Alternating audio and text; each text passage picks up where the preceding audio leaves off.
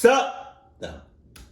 Sailors are known to have lots of strange customs while out at sea. Like some sailors believe that bananas are bad luck and so will not bring them on board their vessel, while other sailors believe it's good luck to throw one of their crew members overboard and then reel him back in before beginning a fishing trip, that somehow that will enhance your chances of catching more fish. The hell you doing? No, player. Get your hands off me. Get your hands off me.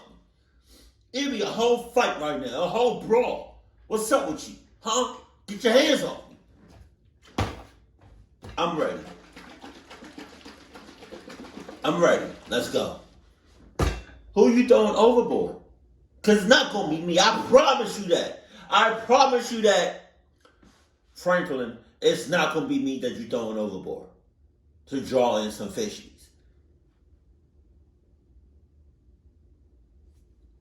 Throw Toby, Adam, Ashley, Samantha, Craig, all them. Throw any. Why y'all all looking at me? Why y'all looking at me like you throwing me overboard? All right. Oh, I'm ready. Yeah. But while a lot of these customs of the sea are pretty harmless and kind of goofy, there's one custom of the sea that is not at all. It is extremely serious and very, very dark. It's known simply as the delicate question, and in short, once a sailor asks this delicate question under certain circumstances, there's no going back for that crew. And today, we're going to learn about one of the most famous examples of this custom being carried out in real life. But before we get into today's story, if you're a fan of the strange, dark, and mysterious delivered in story format, then you come to the right place because that's all we do, and we upload once a week. So if that's of interest to you, please go through all the like button's social media posts and correct their spelling and grammar in the comments section. Also, please subscribe to our channel and turn on all notifications so you don't miss any of our weekly uploads. Okay, let's get into today's story.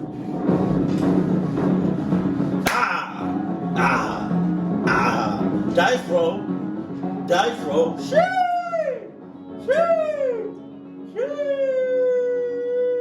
On the morning of February 6th, 1821, 4 young men stood on the deck of a small boat out in the Pacific Ocean. The sun was out, it was beautiful and warm, the water was crystal blue, but none of these 4 men were paying any attention to their surroundings. Instead, all of them were just standing there in total silence, staring at each other. Finally, one of the 4 men spoke up. His name was Owen Coffin, and he was 18 years old. And Owen, like the other 3 men, had grown up on the water. In fact, all 4 of these men had grown up on this small island called Nantucket off the coast of Massachusetts, where the main industry there was whaling, which meant sailors like these 4 men would go out and hunt whales and slaughter them for their oil. So from the time Owen and the rest of these men were very little, they were out on the water learning how to sail, and they were also learning the customs of the sea. And there was one custom in particular that Owen wanted to talk about right now with the other 3 men. So in a very serious and hushed tone, Owen asked the question of the other 3 men that sailors referred to as the delicate question. And after Owen asked the so-called delicate question, the other 3 men, who were already very serious and just kind of standing there in silence, suddenly their eyes started to go wide and their mouths went agape. And then again, all of the men just kind of fell into total silence. The only sound they could hear was the splashing of the waves against the side of the boat. The captain of this vessel was a man named George Pollard. He was 28 years old, and he was actually Owen's older cousin. And what George wanted to say to Owen in response to his delicate question was no. But George didn't say that. Instead, he just put his hands up over his mouth and stared kind of incredulously at Owen and the other 2 men who were also teenagers. Their names were George and Barzillai. And as he stared at these other 3 men, he realized that their answers to the delicate question was a resounding yes. They knew it had to be a yes. They had to do this. And even though George could totally override them because he was the captain and so technically in charge, he knew in this situation, under this particular custom, he couldn't overrule them. And so, with his hand still over his mouth, George just nodded a yes. Yes, let's go forward with this custom. And so, with a unanimous decision to move forward, Owen slowly reached down and pulled out the ship's logbook from underneath one of the seats behind him. And then he opened up the book and he flipped to the back pages of the logbook, which were totally blank, and he grabbed one of the pieces of paper and he ripped it out of the book. Then Owen began to rip this piece of paper into strips.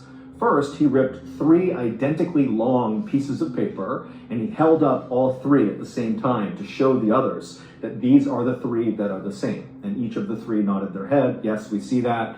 And then Owen reached down, he grabbed the paper again, and he ripped a 4th strip out, and this one was dramatically shorter than the other 3. And so Owen held up this much shorter piece, and he showed Charles, George, and Barzillai, and again, they all kind of nodded in agreement, yes, we see, that's the short piece. And so once the whole group was satisfied that they had their 4 strips, Owen took off his hat, he put all 4 of the strips inside, mixed it around, and held out his hat. It was time. The first man to reach into Owen's hat was Owen's older cousin and the captain, George. He reached in, he pulled one of the strips of paper out, closed it in his fist so he had no idea which one it was, and pulled it back and held it close to his chest. And then one by one, each of the other men did the same thing, reaching in, grabbing their strip, not looking at it, and holding it against their chest. And then once all the strips had been taken, at the exact same time, all 4 men extended their hands into the middle of the circle they were standing in, and they opened their hands palm up to reveal which strip they got. And George, Charles, and Barzillai all had the identical long pieces, and Owen, the 18-year-old, the younger cousin of the captain, the one who had ripped up the strips, he had the short strip. And Damn,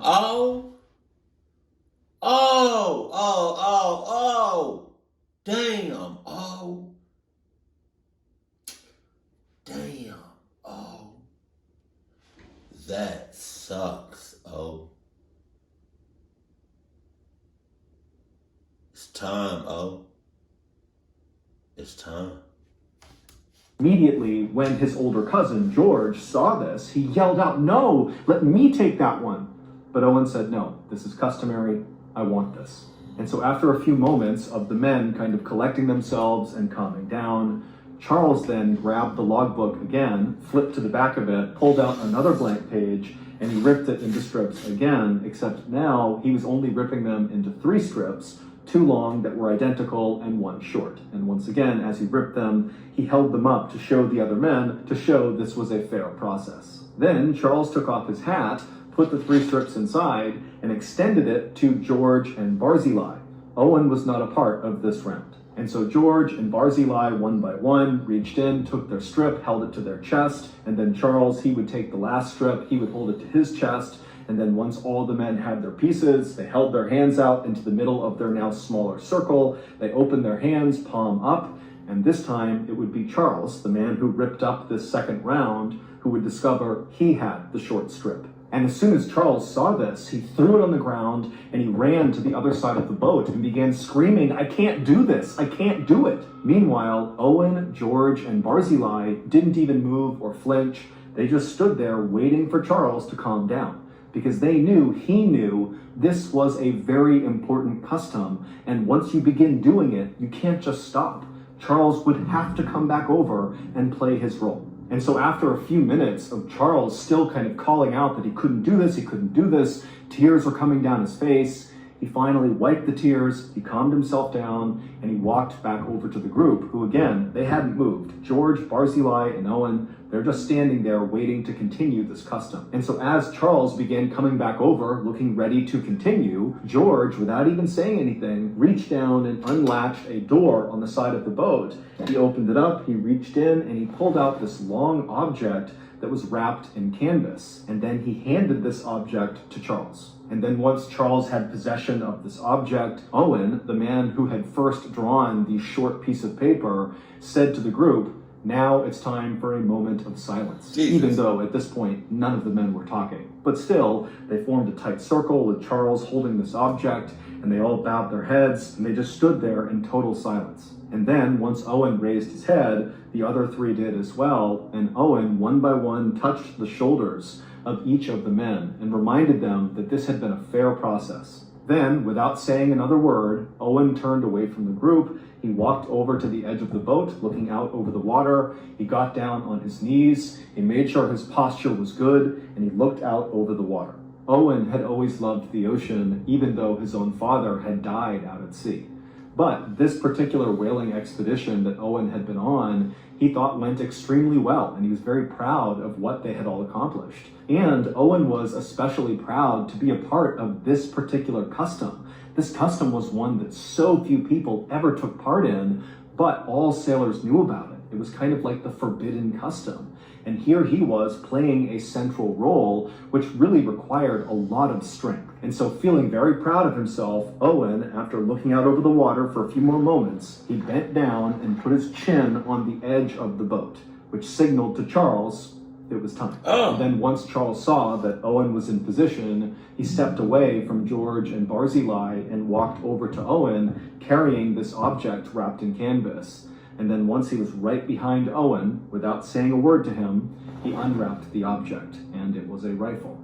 And once the rifle was uncovered, he placed the barrel against the back of Owen's head, and then he fired a shot. And instantly, Owen slumped to the ground, dead, and Charles kind of staggered back and fell on the deck and let out this strangled scream. He couldn't believe what he had just done, but he knew there was no other choice. Once they decided to do this sacred custom, they had to take it to the end. And so George, who had just witnessed the execution of his younger cousin, was deeply troubled and pained, but he too knew they had to bring this custom to the finish line, which meant it was George's turn to step forward and play his part.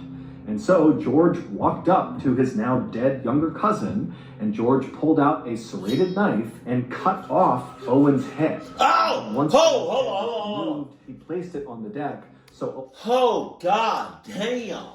Holy shit. Damn. That is significantly 1,000% worse than shooting somebody in the head. Because you're feeling all of that before you, nope. We fighting. Owen's face was looking away from the other men, like he couldn't see what they were going to do. And then once the head was in place, George went back to Owen's body and began cutting him open and pulling his organs out and handing them to Charles and Barzillai. George also began cutting off long strips of Owen's flesh, creating sort of like fillets. And then, even though there was a spot on the boat to have a fire, the three men decided they just could not wait. And before long, the only sound that could be heard on board this little boat floating out at sea on the Pacific Ocean was the sound of Charles, George, and Barzillai tearing into Owen's raw flesh with their teeth, turning their beards bright red with his blood. The delicate question that Owen asked the other men at the beginning of this story was one of the most feared questions amongst sailors. And it was only asked if there was a shipwreck or some sort of emergency that happened out at sea, which meant the group had almost no chance of survival. Only in those circumstances was the delicate question appropriate. And what it was, do we draw lots to determine which one of us dies so the other can eat them in order to have a better chance at survival? Oh my God. And so during that first round, when Owen had drawn the short strip of paper, that determined he would be the one who was murdered and eaten. And then in the second round, when Charles drew the short strip of paper, that meant he would be the one to kill Owen. On February 6th, 1821, the day that Owen posed the delicate question, he and the other three men had been lost at sea for the past 3 months after a whale had struck the side of their whaling boat and left them adrift with almost no food and no water. There had been other men on board the Essex who had died from starvation and exposure, and their bodies had been consumed by the surviving sailors until on February 6th, they were down to just these 4 men and no more bodies to eat, which is why they decided it was time. They had to ask the delicate question. 17 days after Owen sacrificed himself so the others could eat him, another boat happened to drift past the stranded Essex boat, which now only contained Charles and George. Barzillai had died of starvation 5 days after they killed Owen, and Barzillai had been eaten by George and Charles as well. And as this other ship passed... Cannibalism? That's crazy. But it's even more crazy to eat somebody while they're alive. By the Essex, and they looked on board. All they saw were skeletons of the men that had died and been eaten, and Charles and George were on opposite ends of the boat, curled up in a ball, chewing on human finger bones, trying to get the last bits of flesh off. And their bodies were totally emaciated, their hair and their beards were wild, they looked totally feral. And then, when this boat actually came up alongside the Essex and boarded to rescue Charles and George looked terrified. It was like they had totally lost their grip on reality. They had been lost at sea for 94 days and had consumed all of their friends, and so it makes sense they might go kind of crazy. But after this crew was able to get Charles and George fed and get them water and cleaned up, they kind of regained their composure and their sanity, and they were very thankful and happy to be alive. The story of what happened to the crew of the Essex quickly spread all around the world, and in fact, it served as inspiration for Herman Melville to write his classic American novel, Moby Dick. Oh, shit! Oh, wow. Did not see that coming. On March 22nd, 1994, 4 people were sitting in a circle inside of a dark hotel room in England. In front of them was a homemade Ouija board. The 4 people in the hotel room reached out 1 finger each and placed that finger on a glass cup that was flipped upside down, resting in the middle of this Ouija board. After looking around at each other nervously, one of the 4 people began to speak out loud. They asked the room if there were any spirits with them right now, and nothing happened. The 4 people started to laugh at themselves for even trying to do this, when suddenly the glass cup began to move. As the 4 people stared at each other, trying to figure out if one of them was moving the cup on purpose, the glass cup slid all the way to the corner of the board and came to a stop over the word yes. This Ouija board session would not only become one of the most famous Ouija board sessions of all time, but also it would have a dramatic impact on a major criminal case. So that's going to do it. If you enjoyed today's story and you want to hear more like it, be sure to check out our podcast called the Mr. Ballin Podcast, which is available exclusively on Amazon Music. There is a link to the podcast in the description below. Do I need to go back to listening to Mr. Ballin's podcast? Because I was fairly entertained just for like those few seconds of the Ouija board story. Sir? No. First of all, nobody's gonna eat me. I just want to let you know that first and foremost. Whether I'm dead or alive. Also, we fighting to the death. I don't give a cluck what you're talking about. I don't give a cluck what you heard. I don't care about your beliefs, your religion, like your morals. Like, we fighting. We fighting. Point blank period. Like, nah, sorry. Nope. Hey, that's some crazy ass shit. Keep it cool, keep it classy, and I love you. Stay happy, my family.